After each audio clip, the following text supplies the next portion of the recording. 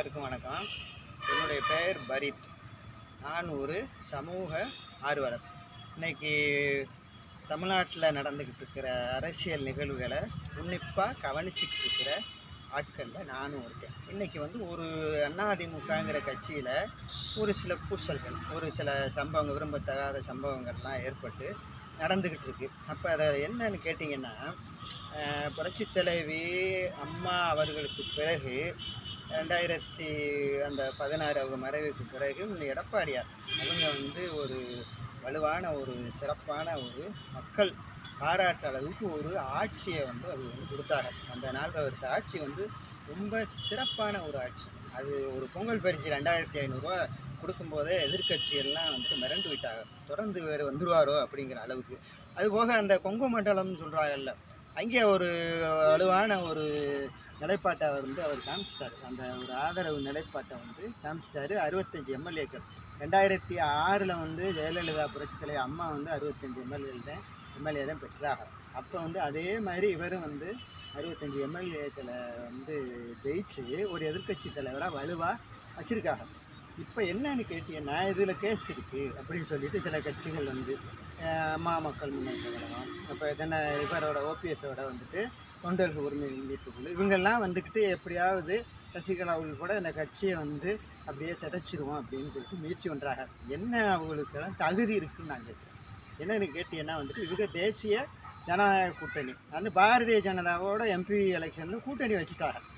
அப்போ தனியாக நின்று 40 தொகுதியில் நிற்க முடியலை. அம்மா மக்கள் முன்னேற்ற கழகம் தனியாக நின்று 40 எம்பிக்களில் தொண்டர் உரிமை மீட்புக்குழு ஓபிஎஸ் கட்சி நிற்க முடியலை. அப்போ இப்போ அதிமுக நின்றுச்சு. அவங்க 10 தொகுதியில் 3வது இடம் வந்துட்டாங்க. சில தொகுதியில் டெபாசிட், இதெல்லாம் உங்களுக்கு தேவையில்லை. அவர் எப்படி வேணாலும் கட்சியை கரை சேர்த்தி கொண்டு போய் அவர் 2026 ஆட்சியை பிடிக்க ரெடியாக இருக்கிறாரு. நீங்கள் நல்லா பார்த்தீங்கன்னா, பழைய வரலாறுகள்லாம் பார்த்தீங்கன்னா என்னென்னு கேட்டீங்கன்னா, கூட்டணி பலத்தில் தான் ஒவ்வொரு கட்சியுமே ஜெயிச்சுக்கிட்டு இருக்காங்க. இந்த கூட்டணியை எடப்பாடி கண்டிப்பாக அமைச்சு கொடுக்குறதுல அவரை நம்பி அனைத்து அண்ணா திராவிட முன்னேற்ற கழக தொண்டர்கள் எல்லாருமே ரெடியாக இருக்காங்க. இப்போ கோர்ட்டு அந்த தீர்ப்பை சொல்லிடுச்சு, இந்த தீர்ப்பை சொல்லிடுச்சுன்னா ஒரு ஆசிலேஷன் மைண்டில் அதிமுக தொண்டர்களுக்கு ஏற்படுத்திட முடியாது. எந்த நிலையிலையும் அதிமுக தொண்டன்களை எடப்பாடியாரை தலைவராக ஏற்றுக்கிட்டு 2026 கண்டிப்பாக அந்த ஆட்சியை பிடிப்பாக. அதுக்கு துணை நிற்கக்கூடிய அந்த கூட்டணி கட்சிகள் எல்லாம் ரெடியாக இருக்கிறாங்க. எடப்பாடியார் தலைமையில் ஆட்சி அமைக்கிறதுக்கு ரெடியாக இருக்கிறாங்க. இப்போ நடக்கிறது எல்லாம் சின்ன சின்ன சலசலப்புகள். இது கோர்ட்டு ரெட்டலையை முடக்கிடுவாங்க, தேர்தல் கமிஷன் ரெட்டலையை முடக்கிடுவாங்க. இதெல்லாம் வீண் கற்பனையான செய்திகள், வதந்திகள். அதனால் அதிமுக தொண்டர்கள் எல்லாருமே ஒரு கருத்தை மனசில் பதிய வச்சிருக்கிறாங்க.